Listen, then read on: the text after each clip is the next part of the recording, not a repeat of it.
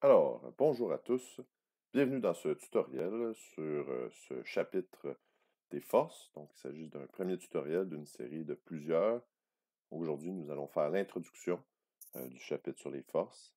Et ensuite, nous allons, là, au cours des tutoriels suivants, développer les différents aspects, les différents éléments étudiés au cours de ce cinquième chapitre du cours de physique.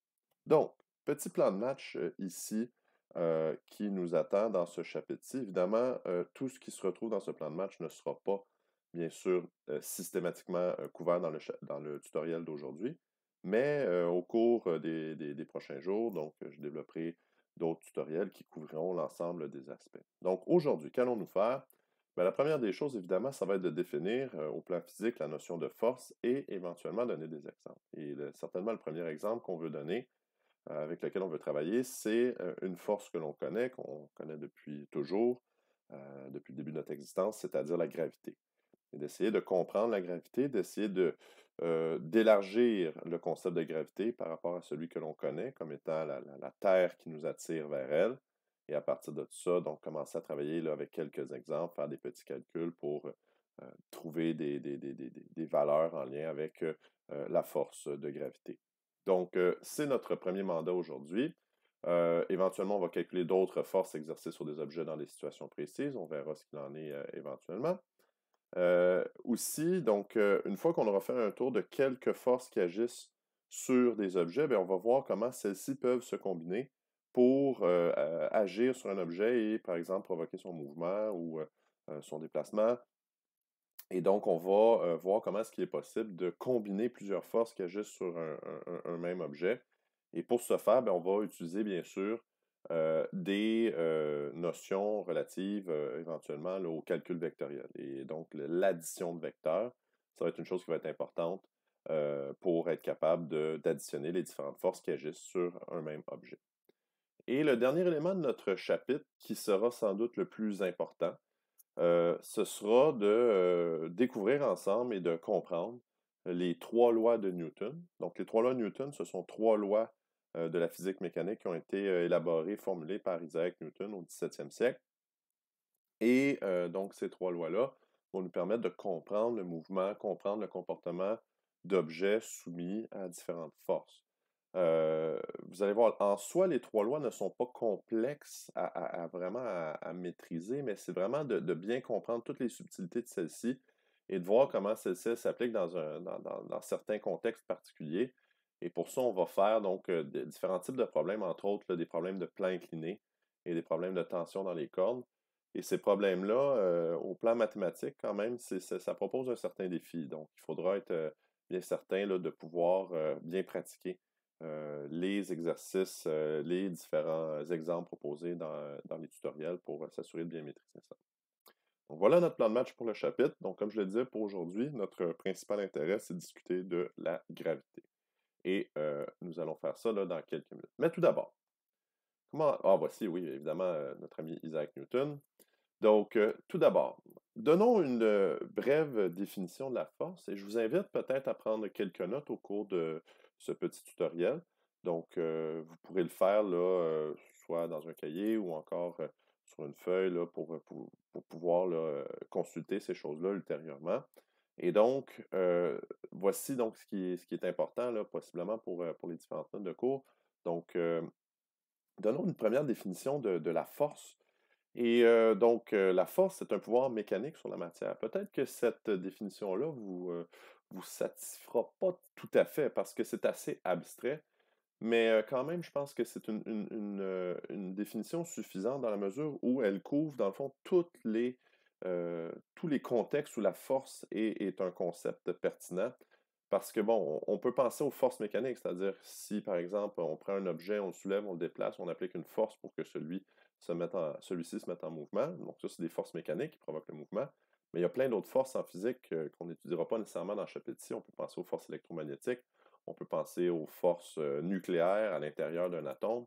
Donc, ça demeure quelque chose qui est extrêmement complexe et vaste comme sujet, la force, mais de façon générale, on peut retenir le principe suivant, que c'est un pouvoir mécanique, c'est une action physique qui permet donc à la matière d'être en mouvement, de bouger d'une certaine façon. Et j'aime bien faire, dans ce contexte-ci, un parallèle avec l'univers de Star Wars. Parce que pour ceux qui connaissent Star Wars, vous savez que le concept de force est un concept important dans les films de Star Wars, dans tout l'univers Star Wars. Et évidemment, donc, la force telle que dans Star Wars n'existe pas, du moins pas à ce que l'on sache dans notre monde à nous, mais on peut faire des parallèles. Et l'analogie que j'aime bien faire, c'est que d'une part, dans Star Wars, il existe un côté lumineux de la force. Et ce côté lumineux, évidemment, donc ce sont les personnages dits gentils qui le maîtrisent, notamment le célèbre personnage de Yoda.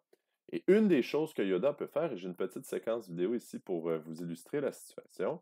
Donc ça, c'est tiré du film, le cinquième épisode, c'est l'Empire contre-attaque.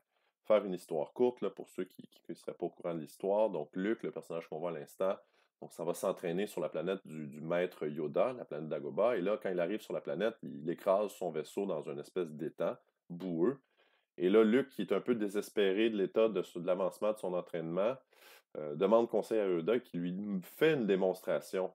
Et là, on voit à l'instant son vaisseau à Luke qui commence à être soulevé de l'étang pour être ultimement déplacé par Yoda sur la terre ferme, au grand étonnement et la grande surprise de Luke et de R2D2.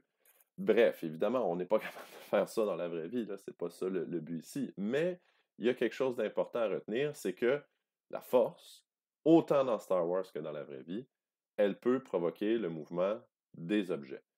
Et évidemment, dans Star Wars, c'est à distance. Dans notre monde à nous, ça ne se fait pas à distance, ce phénomène-là. Il faut le faire en touchant les objets, mais évidemment, vous savez que si j'applique une force sur un objet, cet objet-là, dans certaines circonstances, va se déplacer, va se mettre en mouvement.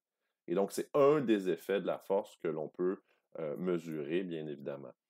Euh, donc, il y en a un deuxième effet qui est possible de mesurer, et ce serait symbolisé, ça, par le côté obscur de la force. Donc, le côté obscur, on pourrait l'associer à notre monde, à nous, au phénomène de force qui provoque la déformation des objets. Et un exemple de ça dans Star Wars, symbolisé par le personnage de Darth Vader, donc qui est un méchant. Et vous voyez ici dans l'épisode 4, Darth Vader, à un moment donné, se chicane un peu avec son sous-officier qu'on voit ici. Et là, il lève la main. Et là, il est en train d'étrangler à distance son sous-officier ici parce qu'il l'a défié.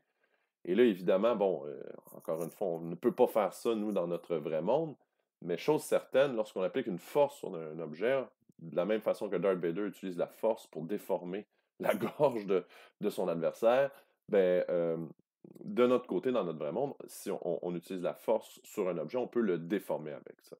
Et donc, un exemple banal, ce serait de prendre une feuille de papier et la plier. Donc, vous allez appliquer une force, elle va changer de forme. Un exemple qui, nous, va nous intéresser par ailleurs, ce sera celui des ressorts.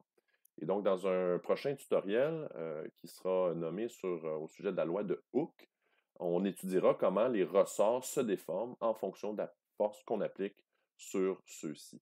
Et on verra, là, on ira dans le détail un petit peu plus, là, et on pourra faire des calculs en lien avec ça. Ce sera aussi éventuellement l'objet d'un laboratoire en classe, donc sur ce sujet-là. Bref, donc les deux effets possibles de la force, au-delà du côté lumineux et du côté sombre, qui sont simplement une analogie avec l'univers Star Wars, ben, les deux effets de la force, c'est de provoquer le mouvement, c'est le principal effet que nous allons étudier, et également provoquer la déformation, notamment dans le cas des ressorts, c'est ce que nous allons étudier plus tard. Cela étant, euh, une chose importante aussi à considérer, c'est que les forces sont mesurées en newton, et donc, contrairement aux autres unités du système international pour lesquelles on a une compréhension assez intuitive. Chacun d'entre vous sait qu'est-ce qu'un mètre, j'en suis certain, ont une idée de c'est quoi un mètre, une seconde, la même chose. Un kilo, hein, un kilogramme, je pense que tout le monde sait à peu près qu'est-ce que ça vaut, qu'est-ce que ça pèse. Ben, dans le cas d'une force, c'est beaucoup plus difficile. On n'a pas d'intuition à savoir là, qu'est-ce que c'est une force de 1 newton. Est-ce que c'est beaucoup? Est-ce que c'est pas beaucoup? On n'en a pas trop la moindre idée. Et par le biais de petits calculs que nous ferons à la fin de ce tutoriel, j'ai bon espoir que vous aurez une meilleure idée de ce que c'est 1 newton. Est-ce que c'est une force qui est grande ou petite? On en aura une bonne idée là, dans quelques instants. Donc, voilà pour ça. Donc, pour cette diapo, à retenir, la force qui est un pouvoir mécanique sur la matière, deux effets, donc de provoquer le mouvement, provoquer la déformation des objets, et les forces sont mesurées en Newton, et vous aurez deviné, évidemment, que c'est en l'honneur de ce cher Isaac Newton, donc, qui a fait une contribution importante là, à la compréhension des mouvements et des forces. Voilà. Donc, une première force que nous allons étudier en détail, et que vous connaissez tous, hein, c'est la force de gravité. Et comme je l'ai dit en introduction, la force de gravité, l'intuition qu'on en a, c'est vraiment les forces qui attirent, dans le fond, tous les objets vers la Terre. Donc, par contre, c'est une force qui est autrement plus complexe que ça. Et si on en a à faire une définition, ce serait la suivante. Donc, la gravité, c'est la force qui attire tous les objets qui ont une masse. Et non pas simplement la force que la Terre là, propose ou génère, là, si je pourrais m'exprimer ainsi, pour attirer les objets vers elle. Non, c'est tous les objets qui ont une masse, donc qui sont attirés entre eux par le biais de la gravité. Et déjà, ça, c'est peut-être déstabilisant, et on va voir en faisant quelques exemples dans quelques instants que ça dépasse un peu notre connaissance intuitive de ce que c'est la force. Il y a une formule qui nous permet de calculer cette chose-là, et la voici. Donc, Fg, c'est pour force de gravité, est égal donc à grand G. Le G majuscule, c'est une constante. C'est la constante de gravitation universelle. Et vous l'avez ici, là, la valeur de cette constante-là, donc 6,67 fois 10 à la moins 11 newton fois mètre au carré divisé par kilogramme au carré. Donc, certains pourraient s'interroger sur le sens de ces unités. Vous allez voir dans quelques instants avec un petit exemple. Ça sera beaucoup plus clair pour vous pourquoi ces unités de cette constante. Quelle est cette constante exactement? C'est une constante universelle, au même titre, par exemple, que la vitesse de la lumière à 300 000 km/s. Donc, c'est une constante qui régit la force de gravité partout dans l'univers. Donc, partout dans l'univers, cette constante-là vaut pour définir quelle est la force de gravité. Et donc, vous avez également au numérateur de cette formule, donc M1 et M2, qui sont la masse des deux objets, ce qui veut dire, puisque c'est au numérateur, que plus les masses sont élevées, plus la force de gravité est importante. Et également, autre facteur au dénominateur cette fois-ci, donc la distance entre les objets. Et puisque c'est au dénominateur, ça veut dire que plus la distance est courte entre deux objets, donc plus la force de gravité sera grande. À l'inverse, plus la distance est grande entre deux objets, moins la force de gravité sera importante. La question est de savoir comment ça se fait que la force de gravité, c'est plus complexe que simplement la Terre qui nous attire. Pourquoi, autrement dit, les deux objets qui ont une masse s'attirent entre eux? C'est une question qui est fort complexe à répondre, et je ne compte pas le faire en grand détail dans ce tutoriel. Mais une chose est certaine, c'est notre cher ami Albert Einstein qui, encore une fois, avait eu la bonne intuition pour comprendre de façon plus complexe, du moins selon l'état actuel de nos connaissances sur la gravité. Et pour faire une histoire courte, ce qu'Einstein a dit, c'est que si les objets s'attirent entre eux, c'est qu'ils créent, les objets qui ont une masse, une déformation dans l'espace et dans le temps. Donc, encore le lien entre l'espace et le temps. Et cette déformation-là va attirer nécessairement les objets autour, là, puisqu'on n'aura pas le choix, donc, étant donné que l'espace sera courbé, sera plié, on n'aura pas le choix de, quelque sorte, glisser ou être attiré vers les objets qui ont une masse. C'est une expression une explication plutôt que je viens de donner ici, qui est extrêmement simpliste, et qui ne fait pas du tout honneur à la complexité de la théorie de la relativité générale, mais ça vous donne peut-être un court aperçu de ce que c'est la gravité, et il y a plein d'effets qu'on dit de relativité générale qui ont été découverts et qui ont été vérifiés en lien avec ça. Si certains sont intéressés, ça me fera grand plaisir d'en discuter avec vous. Bref, voilà pour la formule. Et donc, je pense que le temps est venu de peut-être faire quelques petits exemples qui nous permettront de mieux apprivoiser cette formule-là, et en même temps, peut-être de se donner une idée de grandeur de cette force, notamment par rapport à deux masses ou deux objets qui s'attirent ensemble.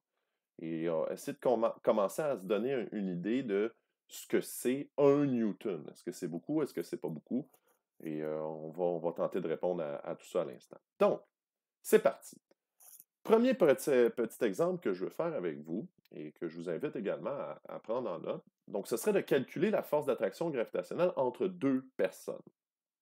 Donc, comment est-ce qu'on peut arriver à faire ça? Ben, je vais ici prendre les masses fictives de deux personnes. Ben, pas les masses fictives, à vrai dire, c'est les masses telles que je les ai trouvées sur Internet. Et les deux personnes en question, j'ai été puisé dans mes souvenirs d'enfance avec deux lutteurs ou deux catcheurs, comme diraient les Français. Donc, le premier, donc le célèbre Yokozuna, une masse de 267 kilos. Donc, ça, c'est plus là pour le système impérial, plus de 500 livres. Et le deuxième, donc un autre charmant monsieur nommé Bam Bam Bigelow, donc avec une masse de 164 kg.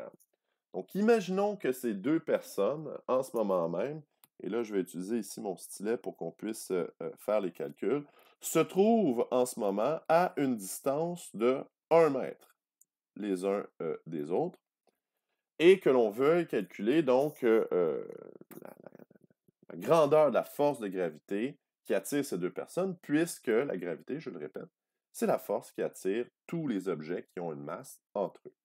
Donc, pour ce faire, ben, allons utiliser vraiment les formules dédiées pour ça. Donc, force de gravité qui est égale à grand G, M1, M2 divisé par le rayon au carré. Et je vais maintenant remplacer, donc, pas par le rayon, pardon, par la distance au carré, désolé. Et je vais maintenant donc remplacer dans la formule les différentes valeurs, donc pour être en mesure de calculer la valeur, donc la force de gravité entre les deux personnes. Donc G, on l'a dit tantôt, donc 6,67 fois 10 à la moins 11. Ce sont des newtons, mètre carré divisé par kilo carré. Ensuite, on multiplie toujours au numérateur par la masse de la première personne, donc ce serait notre ami Yokozuna à 267 kg. Évidemment, quand on travaille avec cette formule, on travaille toujours en kilos, unité du système international. Deuxième masse, 164 kg.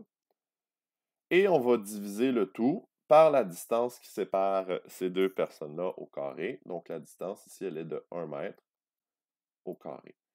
Erreur typique lorsque on travaille avec cette formule, souvent là, une erreur d'inattention courante, c'est d'oublier tout simplement donc la valeur ici qui est au carré. Peut-être est-ce que je peux le surligner ici? Très important. Donc, n'oubliez pas que cette valeur-là ici est au carré. Dans l'exemple qui nous occupe en ce moment, vous allez dire, bon, c'est pas très grave là, puisque on a une distance d'1 mètre, donc divisé par 1 ou 1 au carré, ça donne la même chose. Mais dans les autres numéros, dans les autres problèmes, assurez-vous toujours de mettre votre distance au carré. Donc, c'est parti. Faisons notre premier exemple. Je vais calculer ici sur ma calculatrice la valeur du résultat. Donc, 6,67 fois 10 à la moins 11 fois 267 fois 164. Et j'ai mon résultat ici. Donc, tout ça est divisé là, par 1 mètre au carré. Je vais juste m'assurer que j'ai bien calculé ici, que tout est beau. Je pense que c'était le cas. Fois 267 fois 164. Et voilà. Donc, la réponse que j'obtiens, et je vais arrondir ici un peu, donc ça serait 2,92 fois 10 à la moins 6. Et au niveau des unités, juste pour attirer votre attention, regardez bien ce qui se passe avec la constante de gravitation universelle. Donc, vous voyez qu'au numérateur, vous avez des mètres au carré et au dénominateur, vous avez également des mètres au carré. Donc, les mètres au carré au numérateur et au dénominateur s'annulent. Et c'est la même chose qui se passe avec les kilos. Ici, au numérateur, vous avez des kilos qui est comme divisé par kilo carré, qui va s'annuler avec kilo fois kilo. Donc, ce qui reste, ce sont vraiment des newtons. Donc, 2,92 fois 10 à la 6 newtons. Donc, ces deux gros monsieur à 1 mètre de distance s'attirent mutuellement avec une force de 2,92 fois 10 à la moins 6 newtons. Est-ce que c'est une grande force? C'est ça la question qui s'impose ici. Bon, de manière générale, un nombre à 10 à la moins 6, c'est 1 millionième de Newton. En général, on peut supposer que c'est un nombre qui est généralement petit. Cela dit, peut-être qu'un Newton, c'est une force qui est très grande. On n'a toujours pas d'idée de ce que c'est un Newton. Alors, peut-être qu'il nous restera là, à valider là, la valeur justement là, de qu'est-ce que c'est là, vraiment un Newton. Et on va le faire donc avec un deuxième exemple là, à l'instant. Donc, deuxième exemple ici, on veut calculer donc la valeur de la force de l'attraction gravitationnelle de la Terre sur une personne. Et donc, ici, pour ce faire, nous allons utiliser le même premier lutteur, notre ami Yokozuna, 267 kg. Et donc, la deuxième personne ici en jeu, ben, c'est la Terre. Donc, la Terre, bon, évidemment, ce n'est pas un individu, mais avec une masse de 5,97 fois 10 à la 24 kg. Donc, c'est très, très lourd, la Terre, vous en conviendrez. Et on va faire donc le calcul de vraiment là, de la force de gravité que la Terre exerce sur notre ami Yokozuna, qui, je devrais dire malheureusement, feu Yokozuna, puisqu'il est décédé il y a de cela quelques années. Donc, c'est parti, je vais réutiliser la même formule ici. Donc, FG est égal à GM1M2 sur distance au carré. Et donc, oh, pardon, j'ai changé de diapositive, je vais revenir ici malencontreusement, ça ne sera pas long, voilà. Donc, voici. Et donc, c'est la même constante de gravitation universelle, 6,67 fois 10 à la moins 11. Newton mètre carré divisé par kilo carré. Voilà. La masse numéro 1, toujours 267. La masse numéro 2, on l'a, donc c'est la masse de la Terre, 5,972 fois 10 à la 24 kg. Voilà. Et ensuite, on divise tout ça par la distance entre les deux. Et là, c'est intéressant ici de poser la question, à quelle distance, si je me retrouve sur la surface de la Terre, à quelle distance suis-je de la Terre? Évidemment, certains pourraient dire, bon, ben, la distance, c'est zéro, puisqu'on se retrouve sur la surface de la Terre, donc la distance est nulle, en quelque sorte, puisqu'on est sur la Terre. Mais le fait est que lorsqu'on mesure pour la force de gravité la distance entre un objet et la Terre, on veut vraiment se concentrer sur le rayon de la Terre. Et donc, le rayon de la Terre, pourquoi? Puisque l'essentiel de la masse terrestre, du moins la plus grande proportion, se concentre au niveau du noyau terrestre, donc au centre de la Terre. Donc, cette distance-là ici, entre le lutteur et la Terre, donc comme je l'ai dit, ce serait considéré comme étant le rayon de la Terre. Et ce rayon-là, le rayon terrestre moyen, puisque ça varie un peu, la Terre n'est pas tout à fait sphérique, donc c'est d'une valeur, je vais l'indiquer ici tout à côté, 6371 km environ. Donc, si on met ça en mètres, bien sûr, là, ça ferait 6 371 000 mètres. Et évidemment, faites attention, le rayon terrestre, dans la formule, on doit l'exprimer en mètres. Donc, je vais l'ajouter ici. 6, 3, 7, 1, 0, 0, 0. Donc, mètre. Voilà ici. Mètre. Au carré, toujours, n'oubliez pas au carré. Et donc, je vais calculer ici la valeur du rayon, pas du rayon, mais plutôt de la force de gravité terrestre. Mais je vais le faire dans un ordre un peu différent de ce à quoi on pourrait être habitué ici. Donc, c'est parti. L'ordre va être le suivant. Donc, je vais prendre mon surligneur pour bien montrer la situation ici. Oh, je vais revenir, voilà. Donc, le surligneur, je vais calculer donc la constante de gravitation universelle fois la masse de la Terre, et je vais ensuite diviser par le rayon de la Terre au carré. Et une fois que j'aurai ce résultat-là, je multiplierai par 267. La raison pour laquelle je veux faire ça, c'est qu'on va avoir un résultat intéressant quand on va faire cette opération-là. Et puisqu'ici, c'est une suite de multiplication-division, c'est un résultat qui sera commutatif. Donc, on peut varier l'ordre, ça ne change rien au résultat final de l'opération. Donc, je vais calculer, je le répète, constante de gravitation universelle fois la masse de la Terre divisé par le rayon de la Terre au carré, et on va voir qu'est-ce que ça nous donne comme résultat. Ce résultat-là, je le multiplierai ensuite par la masse de notre ami Yokozuna. Donc, c'est parti.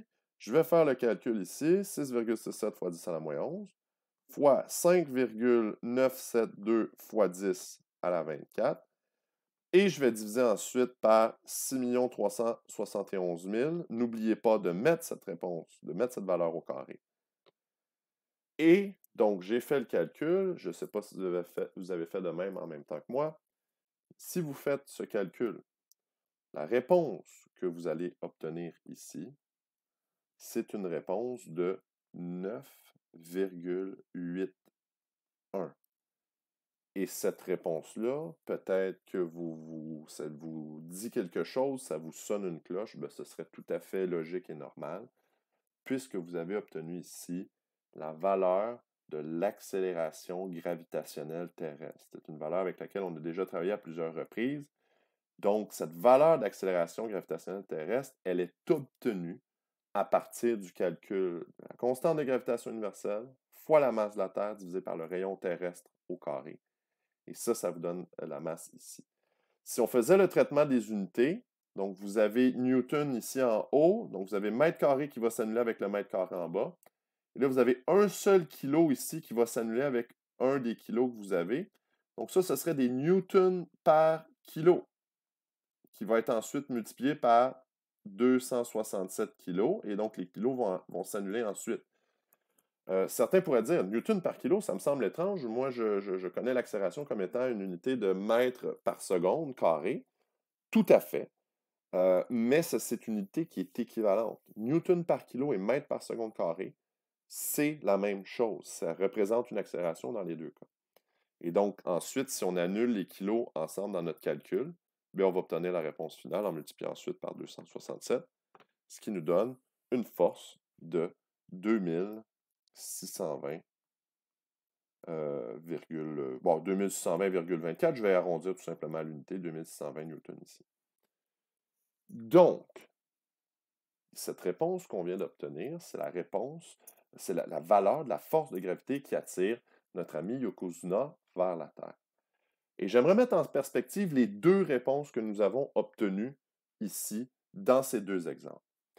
La première, 2,92 fois 10 à la moins 6. La deuxième, 2620 newtons. Si on mettait en notation scientifique, 2620 newtons, c'est 2,62 fois 10 à la 3 newtons. Et comparons pour un instant ces deux réponses. L'ordre de grandeur de ces deux réponses. Ici, je vais peut-être juste effacer mon 3 qui n'est pas super. Je vais le remplacer par un 3 qui a de l'allure. Voilà. Donc, ici, 3 comme ça. Voilà.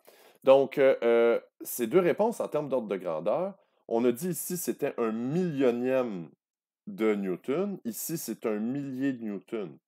Entre les deux réponses, vous avez une différence ou un facteur ici entre 10 à la moins 6 et 10 à la 3. Vous avez un facteur 10 à la 9 d'écart.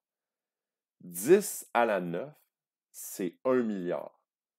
Donc, la force de gravité qui attire les deux lutteurs, qu'on a calculé en premier lieu, est 1 milliard de fois plus faible que la force de gravité de la Terre qui attire le lutteur vers elle. Et donc, c'est pour ça qu'à notre échelle, nous ne ressentons aucunement la force de gravité avec les objets qui ont des masses qui nous entourent. En théorie, ils nous attirent, mais ils nous attirent avec une force qui est tellement faible par rapport à la Terre, puisque la Terre, c'est le plus gros objet qu'on a autour de nous. Donc, cette force est tellement faible, 1 milliard de fois plus faible, donc on n'en ressent rien. Il faudrait vraiment là, augmenter substantiellement les masses ou réduire substantiellement les distances pour venir concurrencer donc l'effet de la gravité terrestre. Bref, ça nous donne ici maintenant une idée de grandeur Donc, par rapport donc aux différentes forces que nous avons autour de nous, chose certaine, la seule chose qu'on ressent, évidemment, c'est la gravité. Et les forces avec les objets là, qui nous entourent, on les ressent du moins là, très, très peu. Voilà pour ça. Donc, que faire de tous ces résultats que nous venons de découvrir ensemble? Nous allons compléter avec quelques informations. Nous venons de faire un exemple ici.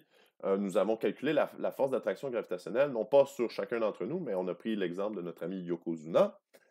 Et ce qu'on a vu, c'est que lorsqu'on a fait notre calcul, je vais revenir à la diapositive précédente quelques instants, on a vu que dans l'ordre qu'on a fait notre calcul, notre deuxième exemple, si on calculait la constante de gravitation universelle G fois la masse de la Terre divisée par le rayon de la planète au carré, ben on obtenait donc l'accélération gravitationnelle.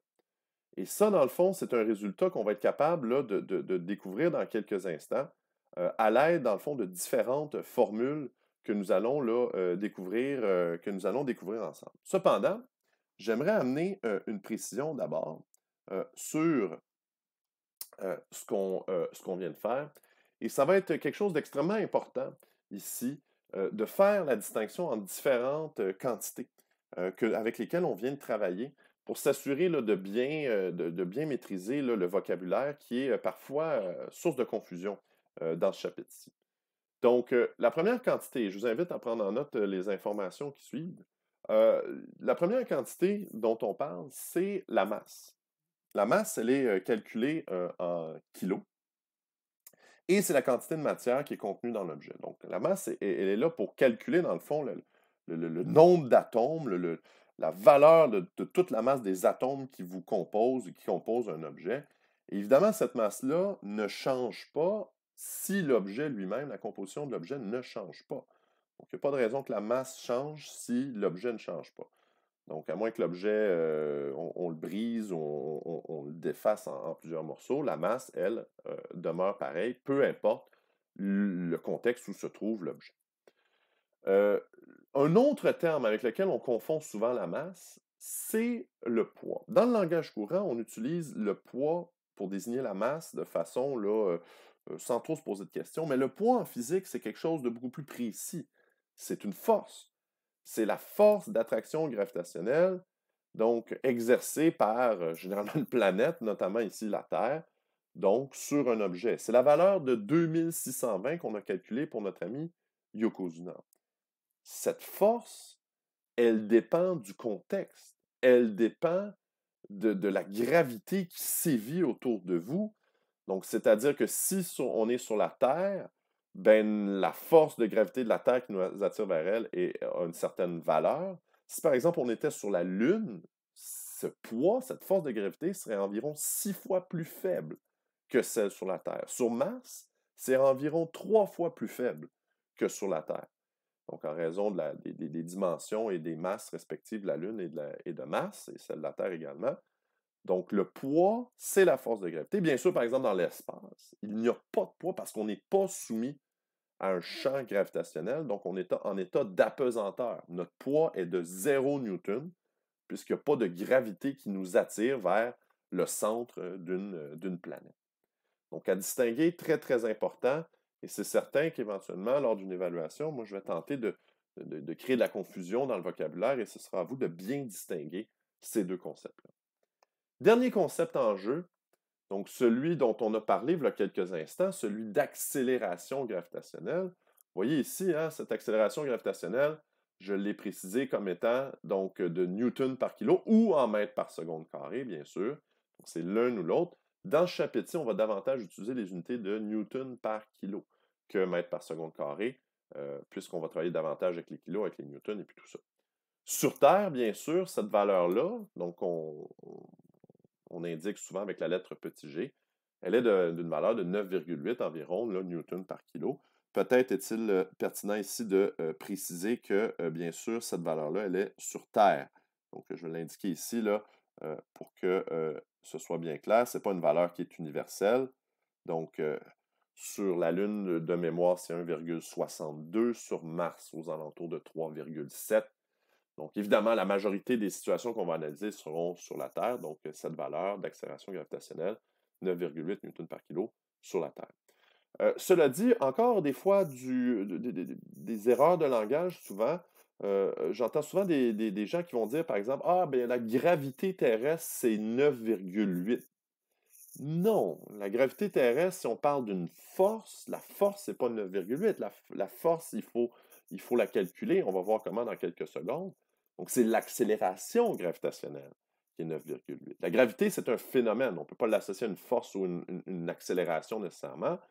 Mais donc, l'accélération gravitationnelle, 9,8, la force, ben, on peut la calculer. Et comment on peut la calculer? Ben, il y a une formule qui nous permet d'unir ces trois concepts-là. La voici. Donc, la force de gravité exercée par la Terre sur un objet, donc elle est égale à la masse de cet objet-là fois l'accélération gravitationnelle d'une planète.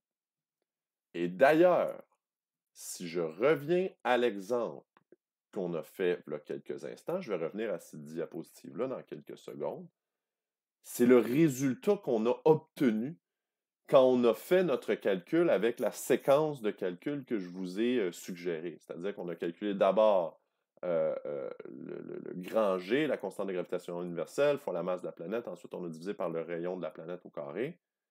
Et ça nous a permis de trouver donc le petit g ici. Donc, et ensuite, on a multiplié par la masse du lutteur pour trouver la force de gravité. Donc, je vais revenir à cette diapositive-là juste pour qu'on comprenne bien là, ce dont je parle. Donc, voyez ici, voilà, non, c'était la suivante. Voilà. Donc, je vais juste ouvrir mes deux exemples. Voici. Donc, quand on avait fait notre calcul, donc ce que j'avais surligné ici, constante de gravitation universelle, masse de la planète. Donc, et ensuite, on a divisé par le rayon de la planète au carré. Bien, ces trois choses-là nous ont donné l'accélération gravitationnelle de la planète. Et en multipliant cette accélération gravitationnelle par la masse, bien, on obtient donc la force de gravité. C'est exactement ce qu'on indique dans notre nouvelle diapositive.